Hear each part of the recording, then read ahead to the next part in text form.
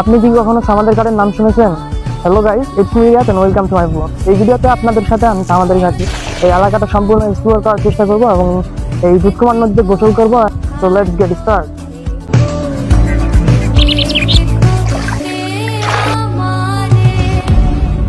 এটি কুড়িগ্রাম জেলার ভুঙ্গামারী উপজেলার দুধকুমার নদীর তীরে অবস্থিত। প্রাকৃতিক দৃশ্য আর শান্ত পরিবেশের জন্য এই জায়গাটি স্থানীয়দের কাছে বেশ জনপ্রিয়।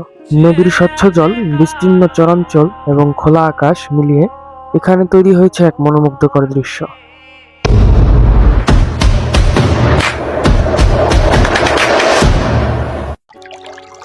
কি অবস্থা ভাই ব্রাদার, চলে আসি কক্সবাজার। তো এটা আমি এই জায়গাটা এতটা সুন্দর লাগতেছে না, তোমাদের আর কি বলবো, আসলে বুঝতে পারবা। এরা আসলে কারা আসবেন যারা আর কি নদীতে গোসল করবেন অথবা এই সুন্দর আকাশ বা এই প্রকৃতি যারা ভালোবাসেন, গাছগাছালি সুন্দর আকাশ নিয়ে এই নদীতে যারা গোসল করবেন তারা এই জায়গায় আসতে পারেন।